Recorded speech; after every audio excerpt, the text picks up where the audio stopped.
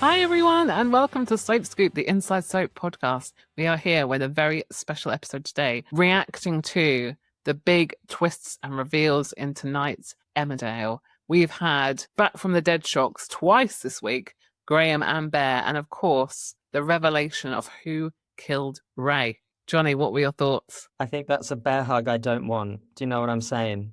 Is it too soon? Am I being flippant? I don't know. I But mean, he was the villain, so yeah, all bets are off really. And let's not forget Bear. Well, let's not forget Bear was dead, and he's not. We'll get on to that. Bear was this wrestler, big time wrestler, wasn't he? So we've remembered that character backstory. I am reeling. Like this again, like another shocker of a twist from Emmerdale. We had kind of a lineup of suspects. Jay doing his Miss Marple every night for what seemed like months. Was it you? Was it you? Was it you? And we went round in turn. No, it was none of you. It was someone who's dead. I mean, who saw that coming? I was surprised. yeah, I mean, I didn't guess it was Bear. We did talk about kind of usually in whodunits, the suspect list is a bit of a red herring and we have to kind of look further afield. We had some fantastic theories on social media. A couple of people, I know Amanda on Instagram suspected what we'd maybe thought about last week, which was, is this going to be a case of everyone has a hit at Ray and whacks him over the head, and then someone has the final swing? Yeah, so it's a I know bit, a lot of people thought what that. is it? Murder I on the think Orient Murder on the Orient Express? Express, yeah. So everyone has a pop at him, and then Yeah. someone takes the final blow. I know a lot of people thought it was going to be a kind of Yeah, I wondered combination of that. characters. Yeah. Yes. Our main suspect, judging by Facebook comments and Instagram and YouTube, we had lots of people guessing that Graham did the deed. Teresa, Sarah, Anne, Rosalind, Amy, Kelly all thought it was Graham. Graham was probably the obvious outsider. I'm quite glad it wasn't him because I think that would have maybe been a bit of a cop out to have Graham just arrive, appear, and then kill Ray and then Well, you say that, leave but again. Graham gets stuff done. Graham is a professional. Right, if you know who you're going to call, you want someone to clean your house or sort your guttering out or Or fix your make car. you a perfect cup of tea like he did Rhona this week. Perfect cup of tea. Remembers how she has it. That lovely. He also described himself when Ray said, "Who are you? Who the hell are you?" He went, "I'm a concerned friend."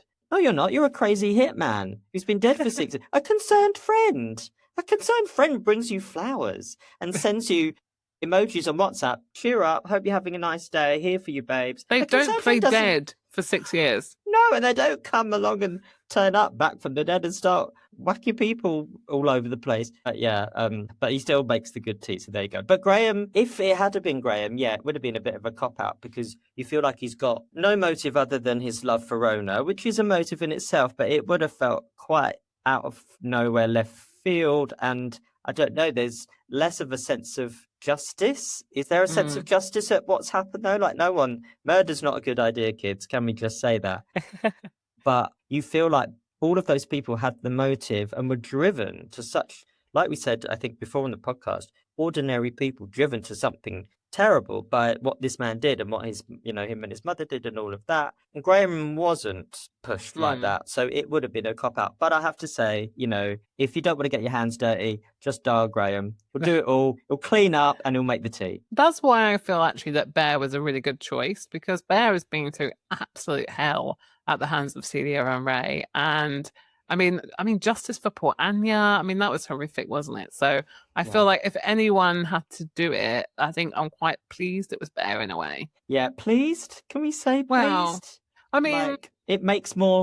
It's justice. It's soap justice in my mind. Yeah, it is soap justice, and like you say, and continues. It sees the story through, I think, and it pays off that Bear has been absolutely brainwashed. He's a shell of a man.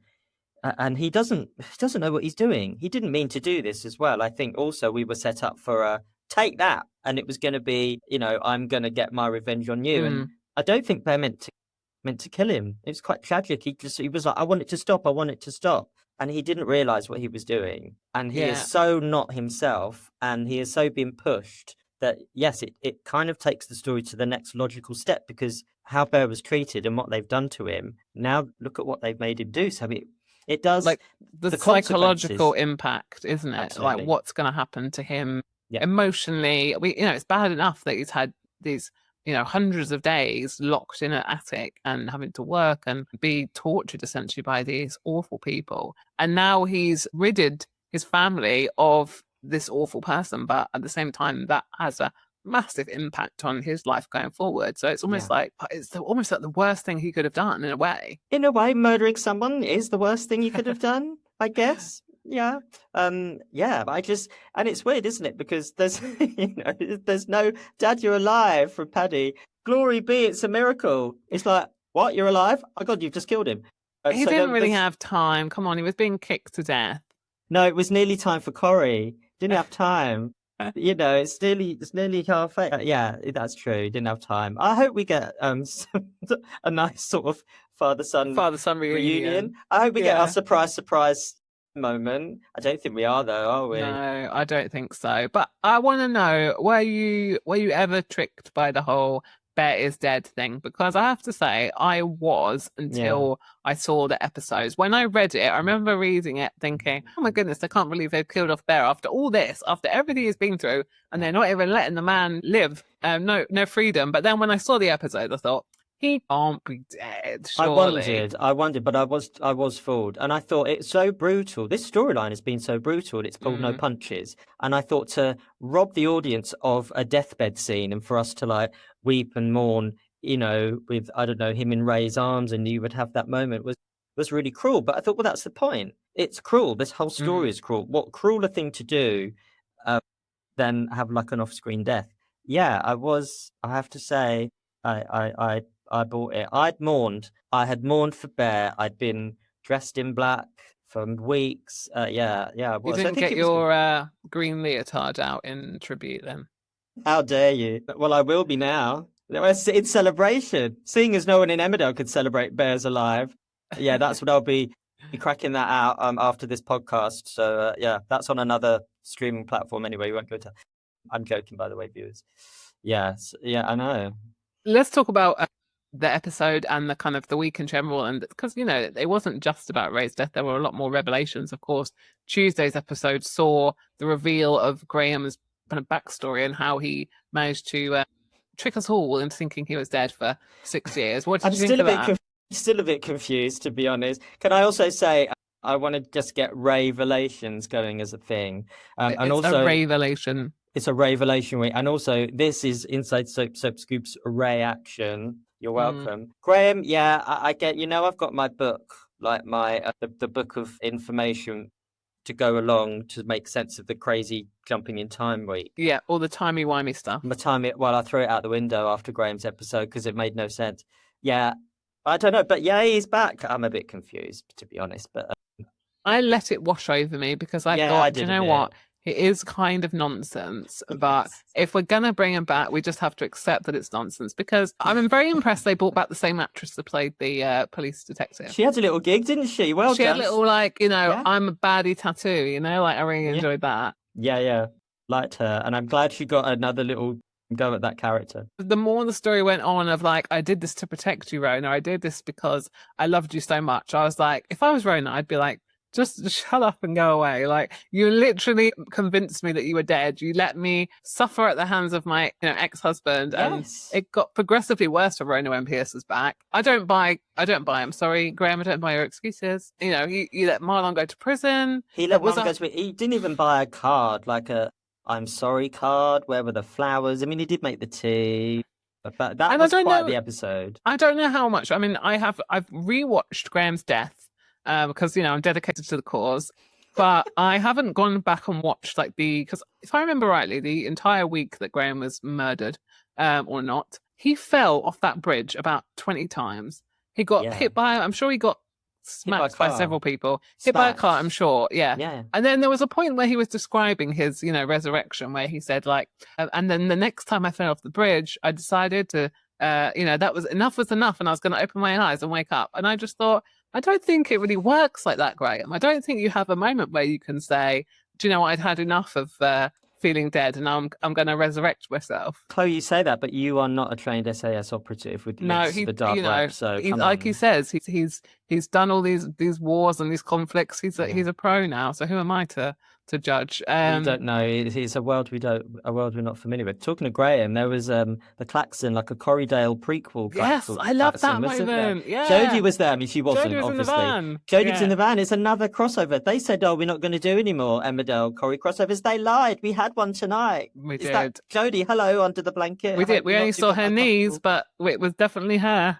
It was a knee over. That sounds a bit wrong. Yeah. So Graham being back was by far the most cray part of the week. But one thing I did really love was his kind of near miss with Joe, because obviously I think a lot of people are really excited about seeing Graham and Joe reunited, and we had that moment where they almost met again, and Joe, I think Joe's a bit kind of like, I'm being haunted by someone, I don't know who it is. I think he had a feeling. He definitely had it. It was like Star Wars, where Darth Vader knows Obi-Wan Kenobi is on the Death Star. He can feel your presence. A presence I haven't felt since the last murder mystery. 2018, when Joe died, but then didn't die.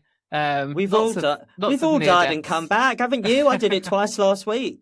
Let's talk about another suspect then, because some of the other scenes I really enjoyed this week were between Ross and Marlon and Ross and April, and I particularly enjoyed them because we're talking, 12 years ago now, when it was Donna and Ross and they had their love story. That, to me, is still like one of the best Emmerdale love stories we've had. And those two, still in my heart, are like each other's soulmate, except poor Donna is not in this world anymore.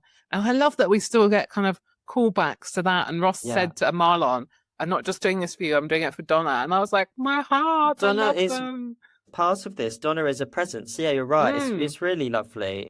It's great how they've called that back, and I love. And also there was some great two-handers all week. I think there was some really great stuff, like great writing, and the cast were like on fire. As mad as the Graham stuff was, it was very engaging. Him and Rhona, but great two-handers. Like in my notepad, which I then got out from and I threw it out the window, and I have made more notes. Yeah, April and Ross at the kitchen table at Butler's. What a scene. And yeah, going back to, Ross just laying it on the line and saying, "I'll always be there for you. I'm never going to let anyone hurt you because of Donna. I promised your mum," and all of that.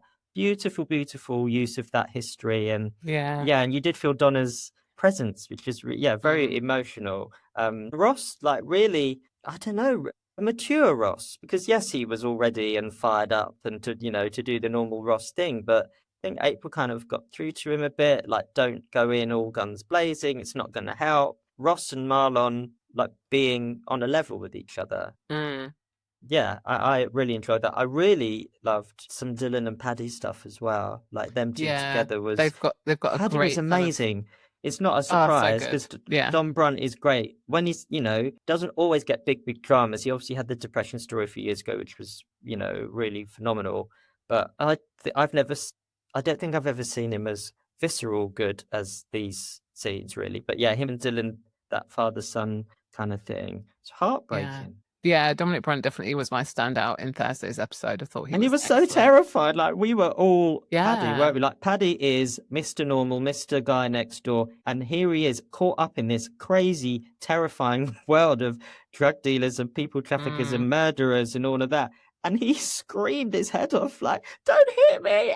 Yeah, that would be me. It was a very real reaction, wasn't it? Yeah, like you say. And I think we're not used to seeing Paddy in the kind of heightened drama of Emmerdale. We're used to seeing him in more kind of sort of naturalistic storylines rather than the murder and the drugs and things like that. So to see him put in that position, and obviously we can't give away what happens tomorrow night, but Paddy's going to have to deal with this fallout in some way, and that's going to see him get mixed up in a world he never thought he would be in. Well, this is a whole other ball game for Paddy, and I think we're going to see him in some places he never expected. Someone else along those lines, someone who you thought was never going to be involved in a world like this was young Arthur. Not so young anymore, I know. Arthur and Paddy, I wrote on my notepad, Arthur and Paddy became like Jason Statham, didn't they, in these episodes? All of a sudden, they're fighting, they're throwing punches, they're taking on the baddies. They're like, going, Arthur and Paddy. Like, it's like the I want to talk about Arthur a little bit, actually. Arthur, I was not happy with how mean he was to his mother, disrespectful. Yeah, I wonder whether we're going to go down a bit of a dark Arthur route, because the way he spoke to Laura was awful, like unacceptable. See me in my office. horrendous, like Yeah. really, really cruel. And putting Bob and Jay on a level with Ray, like, Yeah, oh, I mean, another as bad as loser. Jay is, he's not Ray, is he? Come on. No one's Ray apart from Ray or Celia, but no one. Like, that's a really And rough very thing to say. very disrespectful for poor Bob. I mean, Yeah, no, I think people kind of forget Laurel and Bob I got mean, it on because no one enjoyed Bob and Laurel, but let's be honest, even they Bob and weren't as Laurel, bad. Even they are trying to wipe it from their memories. Like that's how bad it was. but he is But not a county lines drug dealer. no, poor No. Bob. Yeah. I feel sorry for Bob. But no, those scenes were fantastic. I mean, we have seen Arthur kind of go up against a big Emmerdale villain before. Do you remember when he was trying to take down Emma Barton back when he was a child? So he has got it in him to kind He's of a go after the hero. villains. He's like young Yeah. Bruce Wayne. He's going to become a vigilante and dress up as a bat. Do you think? I saw a don't very know, violent side to Arthur. Yeah, this his week. efforts were a bit, misguided. But I think we're seeing that thing of, poor soap children go through a lot, don't they? They And do we go never, through a lot. unless you're Tracy Barlow, you don't often get to, become your trauma. Yes, But Arthur's been through a lot. But whether we're seeing this kind of change in direction of him, where he's gonna lash out at Laurel, I don't know. But it felt like, how we've spoken before about how these big weeks, they're not just kind of a full stop in the storyline, they're setting up the future. And I wonder whether the Laurel and Arthur stuff will continue, because I feel like it was hard. It was a very, very deliberate, I felt, kind of change in direction for them, where and we hadn't seen Arthur for a while. He's been quite quiet No. on screen. He's not really been mentioned, even with Laurel and Ray. Like, he's not really played much of a part until quite late on, just before Ray's death. So yes, I feel like, I don't know, maybe Arthur had a holiday and he's come back and he's got this new script.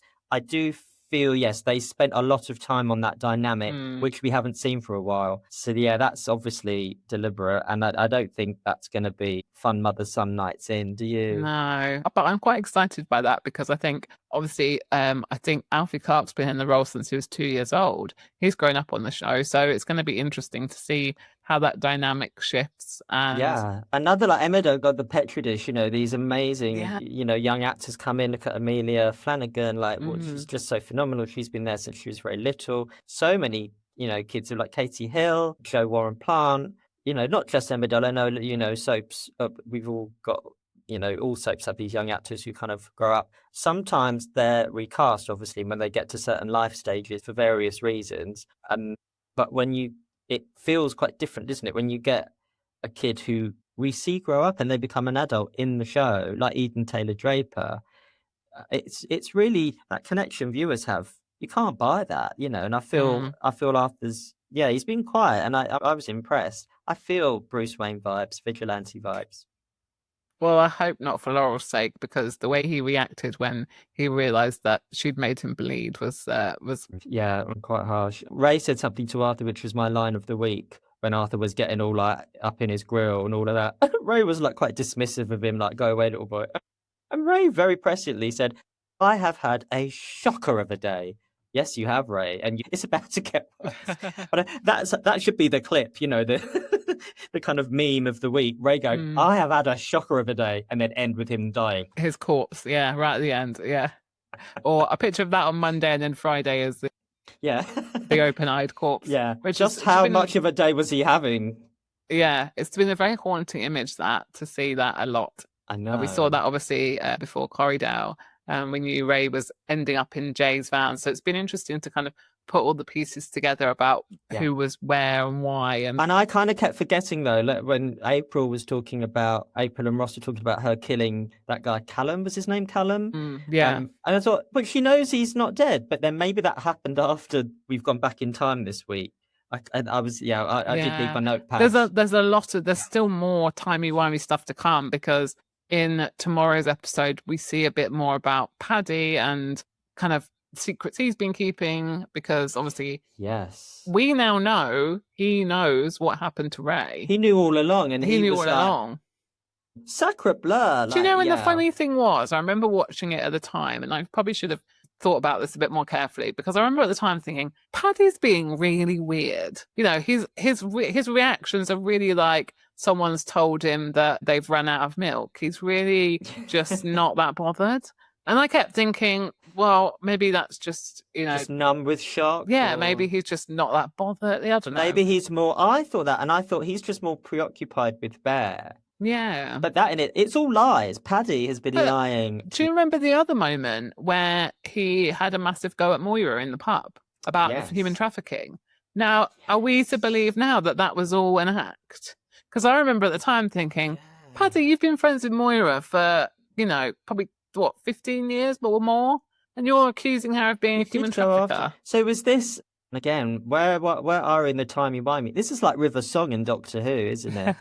Like, have we had the fall of the Byzantium yet? Like, where? So I feel, was he overcompensating to make it look like, what? Ray's dead? I am shocked. Yeah, I think so, because if you think about now how Paddy's going to feel, like we saw in Thursday's episode, the guilt he felt for letting Bear go. And he said, you know, I knew he was depressed, but I kind of just buried my head in the sand about it. So now he's probably going to go even further in helping Bear to cover up this, well, would you call it a murder or manslaughter? I don't know, but he's going to go far, isn't he? Because I think he's going to feel so guilty for what he did and for leaving Bear and for what Bear's been through. Yeah, he's going to have to, he will feel this is on him now, and he's got to sort this out. You know, he's like Harvey Keitel in Pulp Fiction. He's got to be the cleaner. Is he up to it? I don't know. But yeah, again, setting stuff up, isn't it? You know, and a good whodunit the resolution should give you more questions and set things off in more directions, rather than it was you, bang to rights, handcuffed to prison. Yeah. This just makes everything more complicated. But yeah, looking back, Paddy was acting shifty. Maybe we just thought, well, Paddy can't be involved, and we didn't know Bear's status. I didn't even really think of Paddy as. I mean, I know Paddy didn't do the killing, but he's involved in some way. Yeah, I just thought, because he'd been away for so long, obviously. And Mandy's not around, because I think this was the time where Lisa Riley was in the jungle. So they've been a bit distant, haven't they? Yeah, he did. Good luck. It's a good thing she was busy. It's a good thing she was busy. She didn't have to be involved in the hammers and the. I mean, we talked about it the other day not when we were recording, but off camera, how brutal Thursday's episode was in terms of violence. I wonder whether that's because now it's slightly later on a later time slot, or it's closer to the watershed, isn't it? I did think it was brutal. I mean, needed to be to an extent.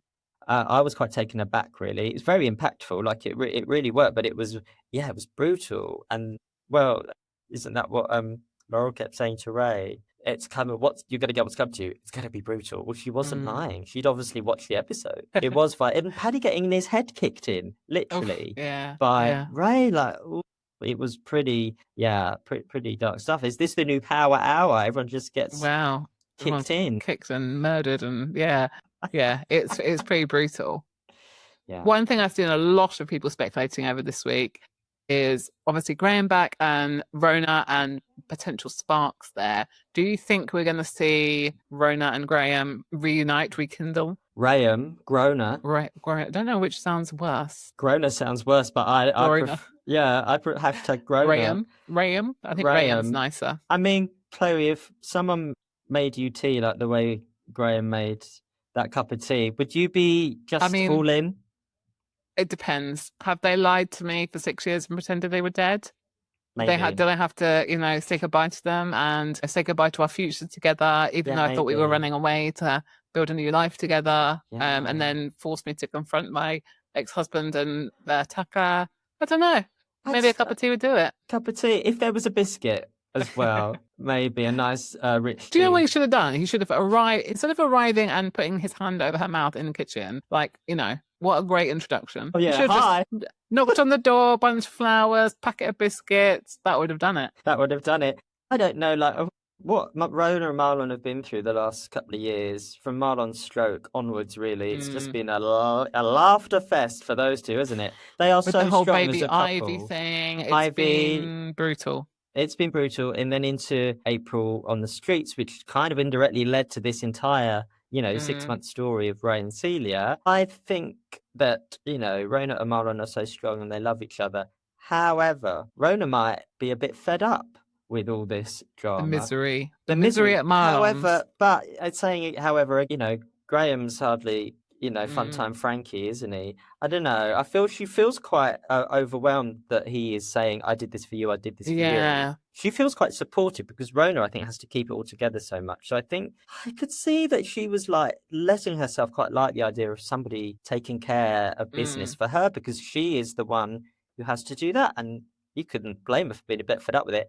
I don't know, but we haven't yet seen Graham with Kim because they were married. I No, think he loved exactly. Rona more than he loved Kim, but him and Kim go further back. So I don't know. And Like do you know Graham, what? obviously, they're going to explore all this Mm. backstory, but I wonder. I don't know with Rona. I don't know. I need to see them together more. One thing that's really interesting and that I hadn't considered is that we haven't ever had Kim, Graham, and Joe all on screen at the same time.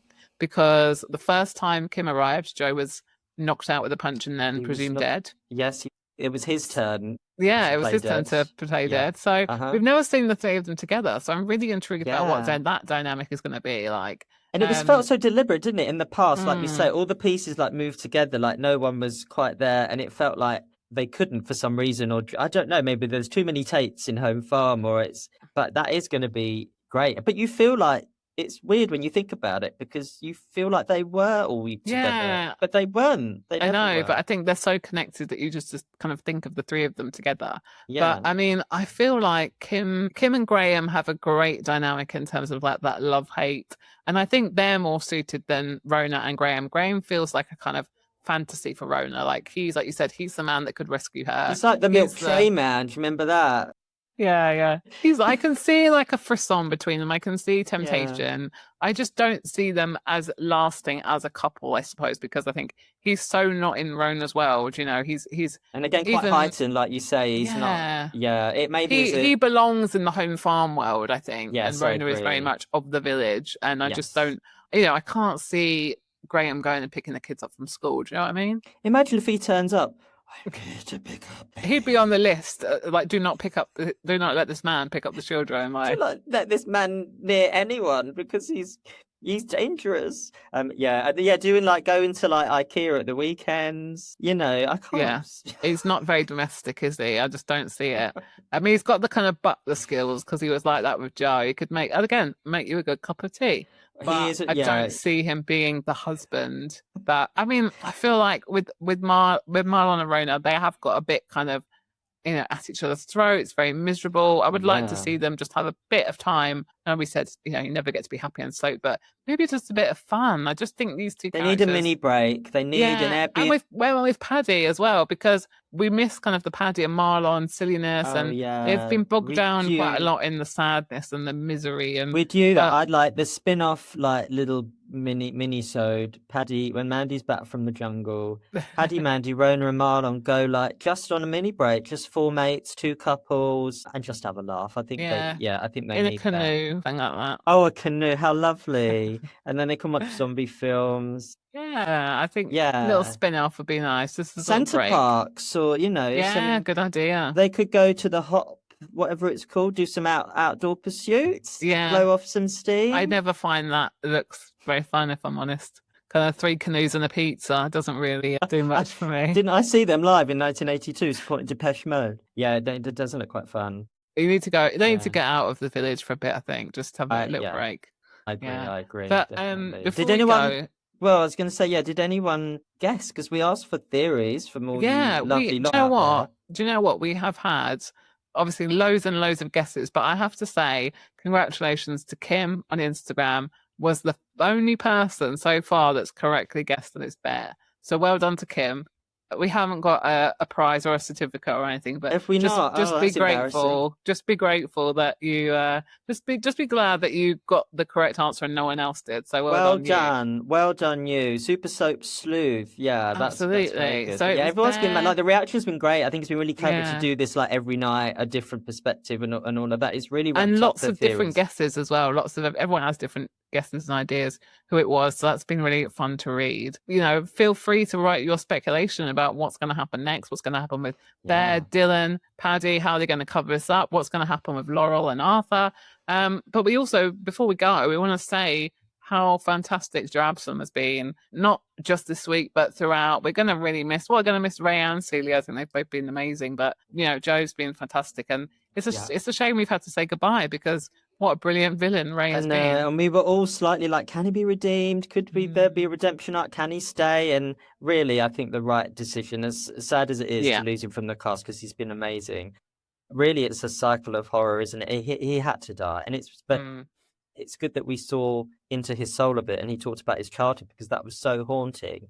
And you do feel sorry for that character, but he crossed that line a long time ago, and it is justice. But absolutely echo everything you say. And also, you know, we've interviewed Joe, been lucky enough to chat to him. We are, you know, as lifelong soap fans, he's an icon anyway, because he was Matthew Rose in EastEnders, the nicest, funniest guy you could ever talk to. It's so not like his character, obviously, because it's acting, I know that.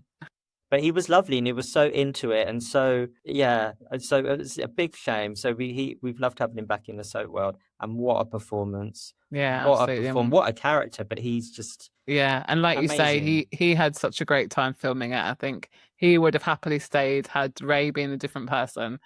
But wouldn't maybe Impact his maybe. Character. No, I don't. I think it's been a great character for him to play. Really interesting, complex, and we've had lots of discussions about, you know, whether there's any redemption there, whether there should be, whether we could forgive him. A bit like Laurel, you know, deciding whether to let him stay or go. And I think we felt the same, really. But really great week. And obviously it continues tomorrow. There's lots of exciting twists tomorrow, and leaving us with lots of questions as we go ahead into the next few weeks of Emmerdale. I know there's loads to come and lots of consequences. Spin-off Bear's decision to kill Ray. Keep commenting and you'll keep speculating in the comments, and we love to hear your theories. We'll probably be reading them all out for the next few weeks in our upcoming podcasts. So keep them coming. Like and subscribe, and we'll see you next time.